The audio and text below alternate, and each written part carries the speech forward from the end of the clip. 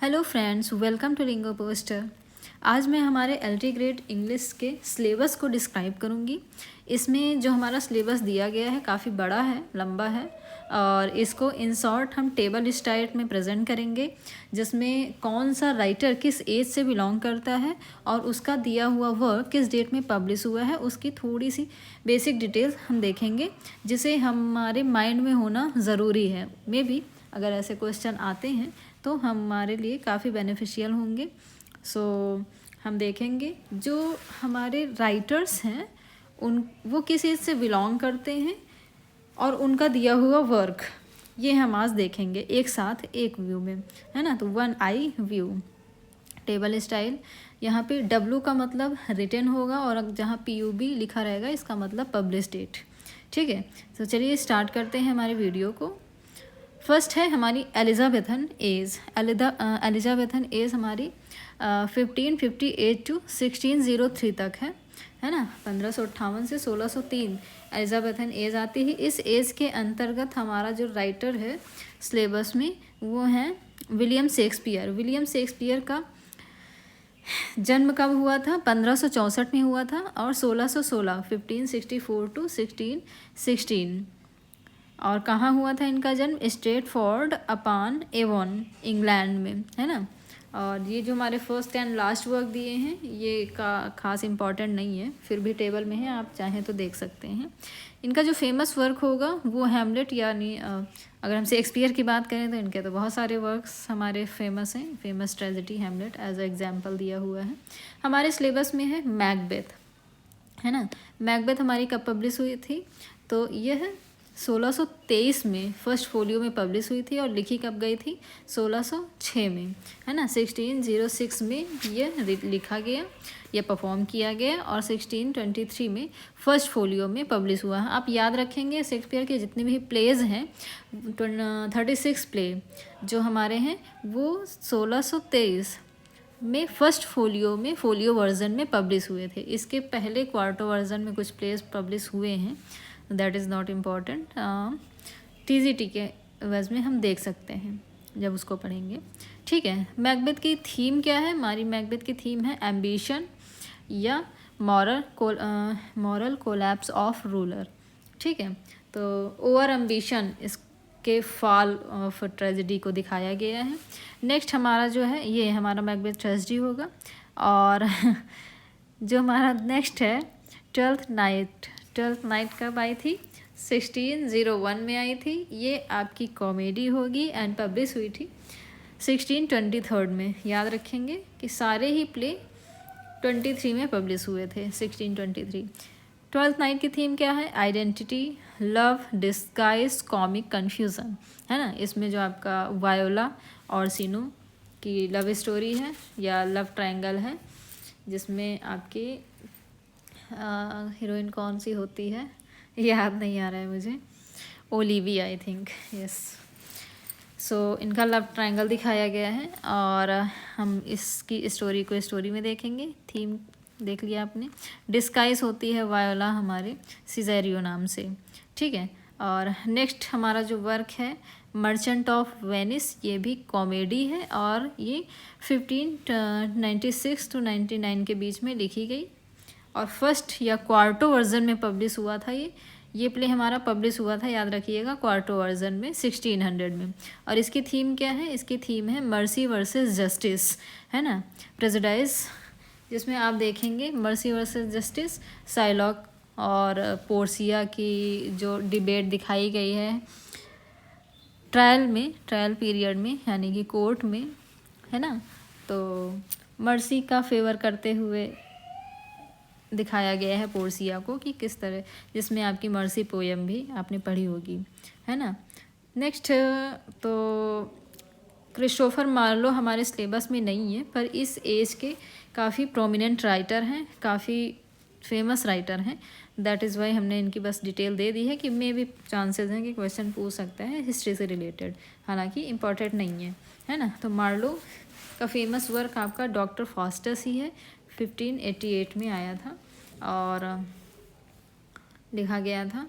ठीक है, बाकी तो कहते ही हैं if there is no Marlowe no Shakespeare, तो मार्लो का काफ़ी रोल रहा है शेक्सपियर की लाइफ में। और हाँ, शेक्सपियर की सोनेट नंबर 129 एंड 129 एंड 139 या 37 कोई 2 सोनेट भी दी हुई हैं, उसको इंक्लूड करना मैं भूल गई। चलिए नेक्स्ट देखते हैं।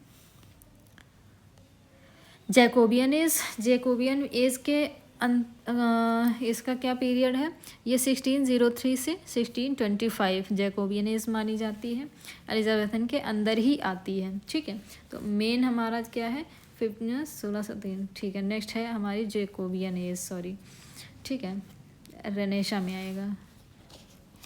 इसके प्रोमिनेंट राइटर या हमारे सिलेबस के राइटर कौन है, बेन जॉनसन है। बेन जॉनसन का जन्म हुआ था 1572 में और इनकी डेथ हुई थी 1637 में। वेस्टमिनिस्टर लंदन में इनका बर्थ हुआ था। ठीक है, इनका फेमस वर्क कौन सा रहा है, every man in his humour, Volpone, इनके कई फेमस रहेंगे। और हमारे सिलेबस में every man in his humour work दिया गया है, जो कि 1598 में लिखा गया है। Dramatic text publish early 17th century, है ना, तो ये आई थिंक 1599 में ही पब्लिश हो गया है। नेक्स्ट है सॉरी, थीम इसकी क्या है, city comedy, social type and satire. तो every man in his humour में एक अलग तरह की कॉमेडी को बेन जॉनसन ने दिखाने की कोशिश की है।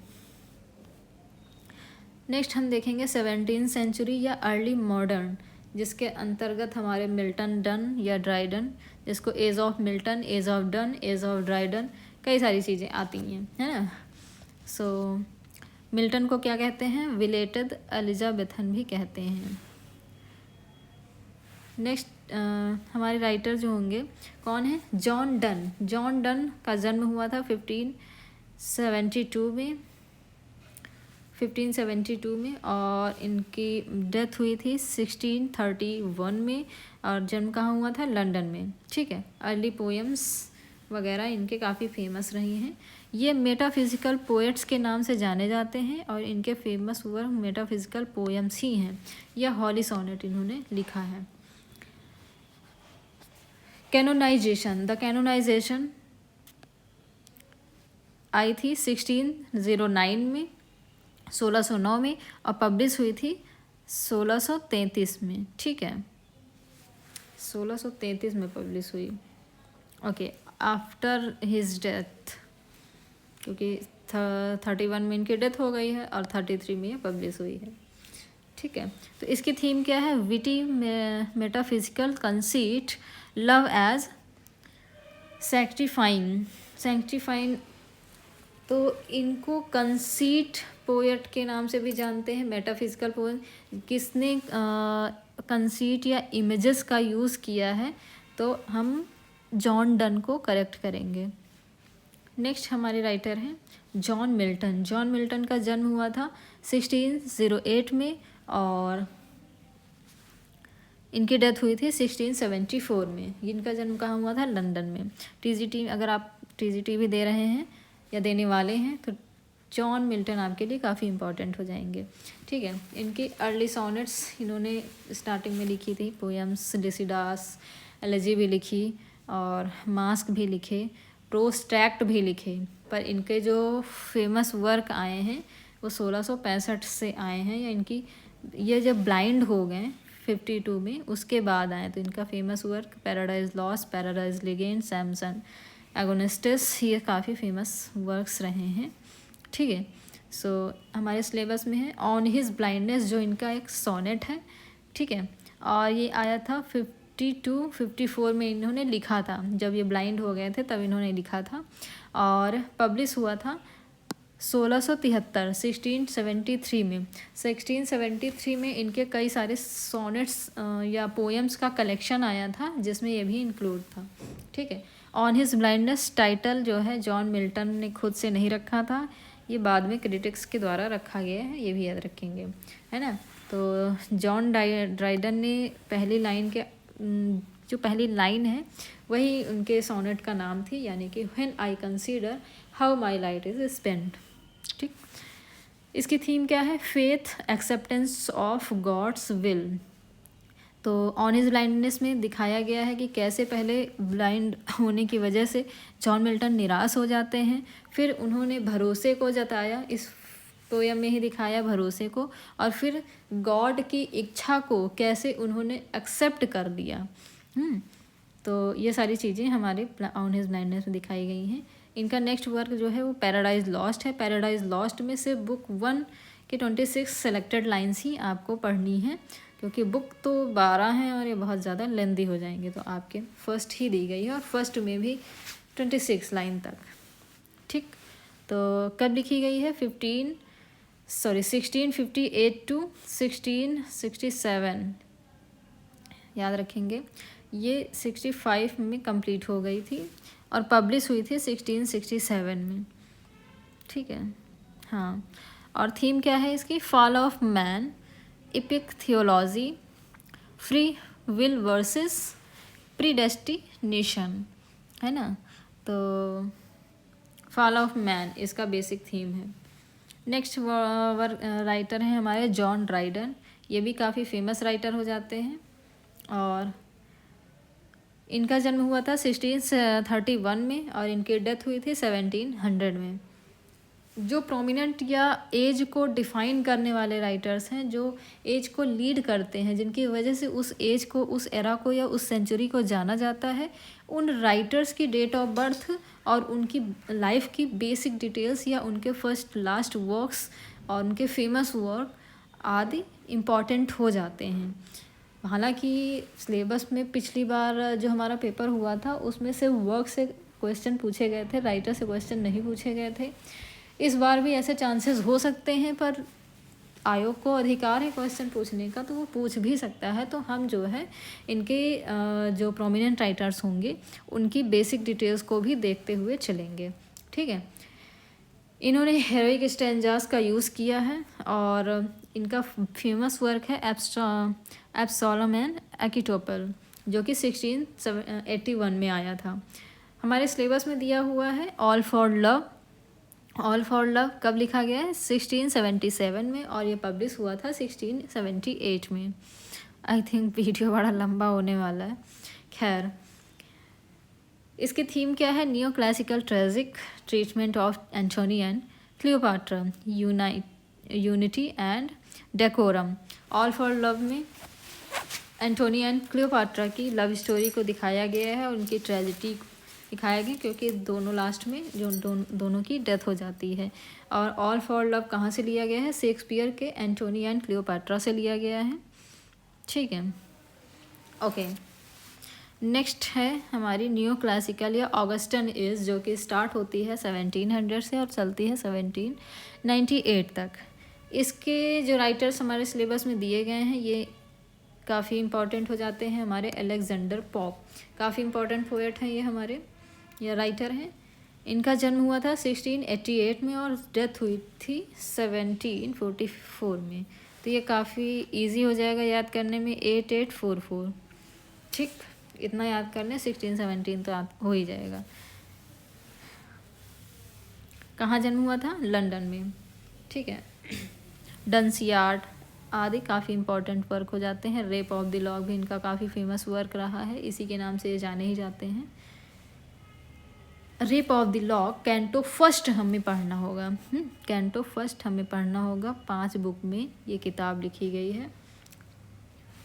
1712 में आई थी। 1712 में ये 1712 में फर्स्ट 2 कैंटो वर्जन आए थे, यानी कि 1712 में canto first and canto second publish हुआ था, आया था।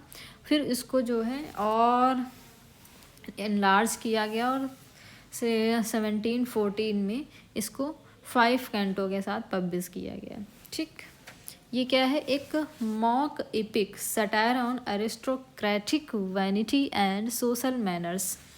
ये क्या है?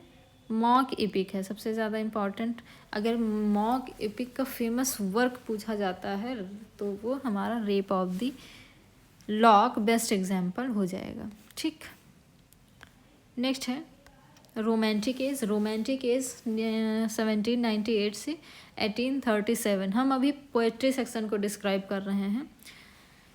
1798 टू 1837 रोमांटिक एज मानी जाती है। 1830 या 1832 भी कहीं कहीं दिया रहता है। ठीक है, तो ये लिटरेचर में और क्या बोलते हैं पॉलिटिक्स के अकॉर्डिंग है ना, वो इसलिए अलग अलग दिया गया है। नेक्स्ट राइटर हमारे इम्पॉर्टेंट विलियम वर्ड्सवर्थ, जो लीड करते हैं हमारी रोमांटिक एज को, जिनकी वजह से रोमांटिक एज जानी जाती है। इनका जन्म हुआ था 1770 में और इनकी डेथ हुई थी 1850 में। कॉकरमाउथ कम्बरलैंड में इनका जन्म हुआ था। एन इवनिंग वॉक इनका फर्स्ट वर्क है। द प्रेल्यूड इनका लास्ट या पॉस्थमस 1850 मरणोपरांत पब्लिश हुआ वर्क है। ठीक, फेमस लिरिकल बैलेड है, 1798 में आया था और यह कॉलरिज के साथ लिखा गया था। कॉलरिज की 4 पोएम जो हैं इस लिरिकल बैलेड में इंक्लूड थी, जबकि लिरिकल बैलेड में टोटल 26 पोएम्स हैं, जिसमें से 4 आपकी कॉलरिज की रहेंगी, बाकी 19 आपकी विलियम वर्ड्सवर्थ की रहेंगी। उसी लिरिकल बैलेड में आपका वर्क दिया है टिंटन एबी, जो कि लिखा गया 1798 में, 1798 में एंड पब्लिश हुआ इन लिरिकल बैलेड 1798 में ही, यानी कि ये 98 में ही लिखा गया और 98 में ही लिरिकल बैलेड के अंदर इसको पब्लिश कर दिया गया। इसकी थीम क्या है? Memory, nature, social spiritual growth. तो इसकी थीम क्या रहेगी कि इन्होंने 1793 में टिंटन एबी का विज़िट किया था और 98 में दोबारा विज़िट किया। उसी को याद करते हुए टिंटन एबी के बारे में लिखते हैं, इसलिए मेमोरी। ठीक है, और नेचर पोएम है इसलिए nature. The world is too much with us, ये पब्लिश हुआ था 1802 में और पब्लिश हुआ है, लिखा गया है 1802 में, पब्लिश हुआ है 1807 में। और थीम क्या है? Critique of industrial material age. तो इसमें मेटलिस्टिक लाइफ दिखाई गई है। और नेक्स्ट राइटर है हमारे पीबी शैली का जन्म हुआ था 1792 में एंड इनकी डेथ हुई थी 1822 में। हॉर्सम इंग्लैंड में इनका जन्म हुआ था। क्वीन मैब इनकी फेमस रचनाओं में है। ट्रायम्फ ऑफ लाइफ इनकम्प्लीट है last. Ode to the west wind हमारे सिलेबस में दिया गया है, जो कि लिखा गया है 1819 में और पब्लिश हुआ है 1820 में। इसकी थीम क्या है? Revolutionary change poet as prophetic voice. ठीक, तो ode to the west wind में रेवोल्यूशनरी चेंजेस को दिखाया गया है और पश्चिमी हवाओं, खैर नेचर पोएट है। टू अ स्काईलार्क लिखी गई है 1820 में एंड पब्लिश हुई है 1820 में ही। ठीक है, इसकी थीम क्या है? Ideal beauty, spontaneous Joy of the poet. Next है हमारे जॉन कीट्स, ये काफ़ी इंपॉर्टेंट पोएट हो जाते हैं आपके। जॉन कीट्स का जन्म हुआ था 1795 में और इनकी डेथ हुई थी 1881 में। आप याद रखेंगे सैली और जॉन कीट्स लगभग आगे पीछे ही पैदा होते हैं और साथ में ही मर जाते हैं, आगे पीछे ही मर जाते हैं। इनके ओट्स वगैरह काफ़ी फेमस रहे, इन्होंने पोएम्स भी बहुत अच्छी लिखी हैं। जॉन कीट्स का ओड टू अ नाइटिंगेल काफ़ी फेमस वर्क है। Odd on a Grecian earn, ये ऑल्सो एक फेमस वर्क है जो कि 1819 में लिखा गया और पब्लिश हुआ है 1820 में। इसकी थीम क्या है?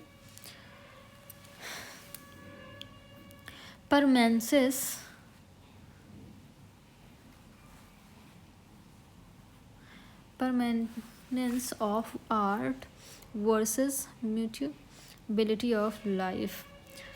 Odd to a Grecian urn, इसमें एक हिस्टोरिकल अर्न को दिखाया गया है और दिखाया कि उसमें बनी हुई आकृतियाँ कैसे हमेशा के लिए अमर हो गई हैं, क्योंकि और जो लोग उस पेंटिंग में खुश दिखाई दे रहे हैं वो हमेशा के लिए खुश ही रहेंगे, क्योंकि वो पेंटिंग बदल नहीं सकती और जब तक वो पेंटिंग ज़िंदा रहेगी तब तक उनकी चेहरे की चमक और हंसी भी ज़िंदा रहेगी। नेक्स्ट वर्क है ला बेल डेमसेंस मर्सी, दया रहित एक सुंदर स्त्री, जिस पब्लिश हुई है लिखी गई है 1819 में और पब्लिश हुई है 1819 या 20 में। इसकी थीम क्या है? Fatal enchantment and suffering. कैसे एक नाइट होता है KNIGHT नाइट होता है और उसको एक ब्यूटीफुल लेडी अपनी गुफा में ले जाती है, वहाँ पे वो उसको अच्छे अच्छे ड्रीम्स दिखा के और छोड़ के चली जाती है, ऐसे करके दिखाई गई। काफ़ी अच्छा बैलेड है ये, ठीक है। नेक्स्ट है Victorian age. Victorian age start होती है आपकी 1737 से 1901। इसके फेमस राइटर कौन है? अल्फ्रेड लॉर्ड टेनीशन, जिनका जन्म हुआ था 1809 में और इनकी डेथ हुई थी 92 में। समर्स बाई लिंकनशायर, ठीक। इनका जो first hand work famous work रहेगा इन मेमोरियम आपकी एलिजी रहेगी। नेक्स्ट हमारे सिलेबस में है break break break, written in 1834 and 535 भी मिलता है कहीं कहीं, गूगल करेंगे आप तो। और ये पब्लिश हुई है 1842 में। थीम क्या है? Grief and the sea as image of loss. इनका जो फ्रेंड होता है आर्थर हेनरी हेलम, इसकी डेथ हो जाती है आई थिंक 1833 में, और कहीं ना कहीं उसकी याद में इसको लिखा गया है और इन मेमोरियम तो उसको डेडिकेटेड है ही। इनडायरेक्ट उसका भी मिलता है कि कैसे वो सैड फील करता है पोएट और समुद्र के किनारे। तो पहले स्टार्ट होते जब लाइन तो सैडनेस के साथ और फिर बाद में उसको पॉजिटिव रूप देते हैं। पहले तो कहते हैं कि ब्रेक ब्रेक ब्रेक्स, जो समुद्र की लहरें हैं वो सब तोड़ के सब तबाह कर दें, सब खराब कर दें, सब नष्ट कर दें। बाद में इसी बात से वो पलट जाते हैं कि नहीं, ऐसा नहीं करें। डिटेल में नहीं जाते हैं। यूलिसेस आपकी आई थी 1842 में और लिखी गई थी 1833 में। ये तभी लिखी गई हैं जब इनके फ्रेंड की डेथ होती है। Reflect passion for knowledge and adventure, ये वर्क जो है यूलिसेस के एडवेंचर को शो करता है कि कैसे वह पूरे जीवन बाहर रहा, एडवेंचर किए, और वह एक इथाका का किंग होता है, वो बन के नहीं रह सकता, उसको अभी भी एडवेंचर करना है। टेलेमेकस, इथाका, ये काफ़ी इम्पोर्टेंट नाम हो जाते हैं आपके एग्ज़ाम पॉइंट ऑफ व्यू से। नेक्स्ट है रॉबर्ट ब्राउनिंग का जन्म हुआ था 1812 में और इनकी डेथ हुई थी 1889 में। कहाँ पे? लंदन में। इनका फेमस वर्क है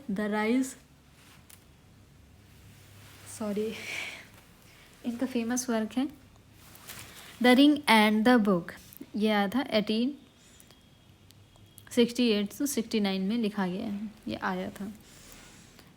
रॉबर्ट ब्राउनिंग का जो वर्क है माई लास्ट डचेस, ये 1842 में लिखा गया और पब्लिश हुआ था 1842 में ही।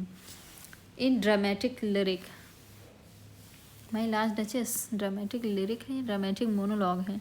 आई थिंक ये ड्रामेटिक मोनोलॉग होना चाहिए। थीम क्या है? ड्रामेटिक मोनोलॉग एक्सपोजिंग पावर और पजेसिवनेस। हाँ, ठीक। प्रोस्पाइस, इनका नेक्स्ट वर्क होगा प्रोस्पाइस, ये दिखा गया है 1864 में और पब्लिश बाद में ये पब्लिश किया गया है। थीम इसकी क्या है? Defiant acceptance of death. Next writer हैं आपके मैथ्यू अर्नोल्ड का जन्म हुआ था 1822 में और इनकी डेथ हुई थी 1888 में। लालेहम मिडल सेक्स, में इनका जन्म हुआ था। और डावर बीच इनकी काफ़ी फेमस रचना हो जाती है। ऐसे इन क्रिटिसिज्म भी फेमस वर्क है। डावर बीच लिखा गया है 1851 में, पब्लिश हुआ है 1867 में and in new poem collection में। और इसकी थीम क्या है? Decline of faith, modern anxiety. Dover beach में फेथ का डिक्लाइन होना और मॉडर्न एरा में जो भी एंजाइटी, चिंताएं बढ़ रही हैं, उसको दिखाया गया है। मेमोरियल वर्सेस लिखी गई है और पब्लिश हुई है 1850 में। इसकी थीम क्या है? एलिजियक ट्रिब्यूट। इसमें ट्रिब्यूट किया गया है, एक तरह से श्रद्धा व्यक्त की गई है। ट्रिब्यूट क्या बोलते हैं? वर्ड्सवर्थ को। इसमें आई थिंक वर्ड्सवर्थ के साथ साथ गोथे और बायरन का भी नाम मिलता है I think. Alfred Lord Tennyson हो गया। नेक्स्ट है लेट 19th या early 20th century transition to modern. 19th और 20th के बीच में जो भी टाइम रहा है, मॉडर्न एज के पहले।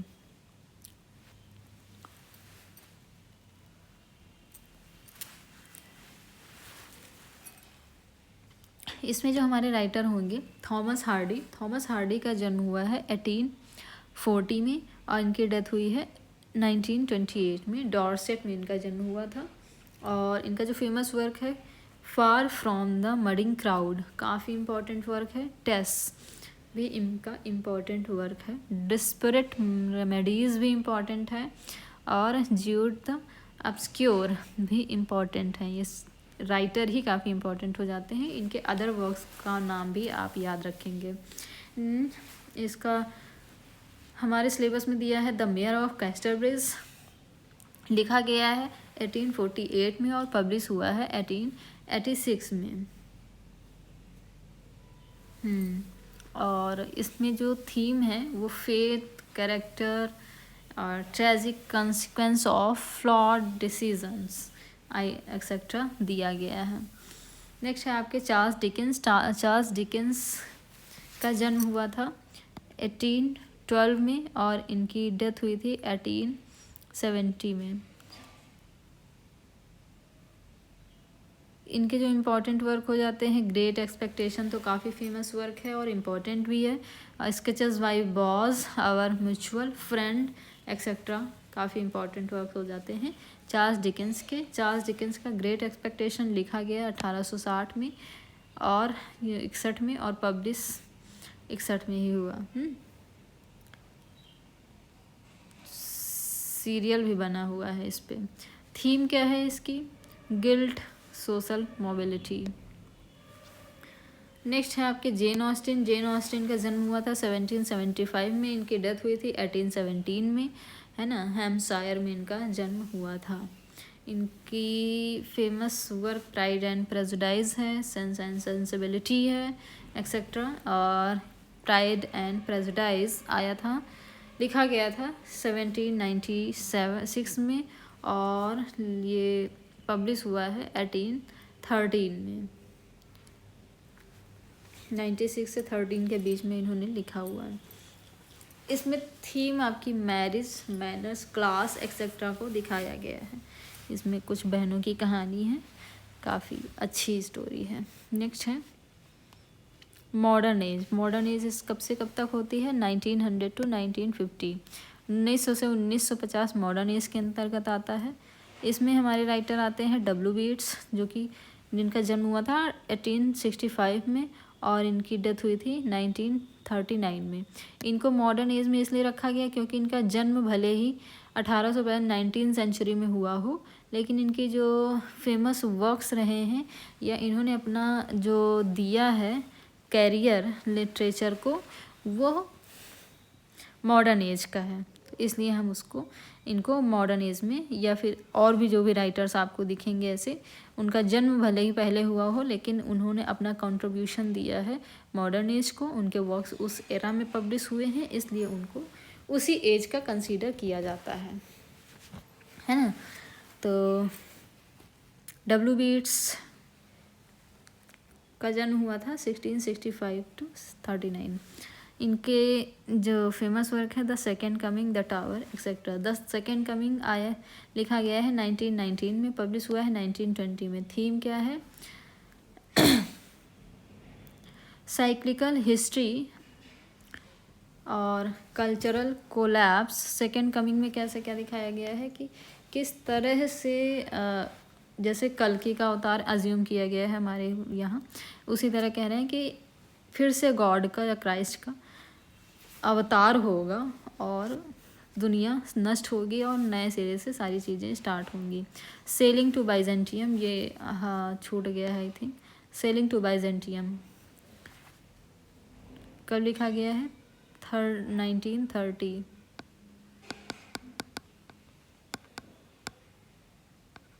लिखा ही है बाइजेंटियम और पब्लिश हुआ है 1933 में।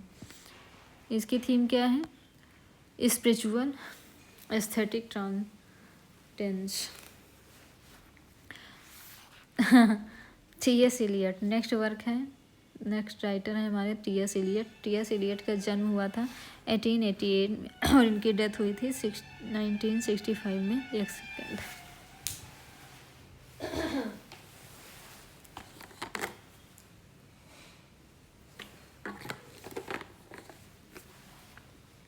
नेक्स्ट हमारा हो जाएगा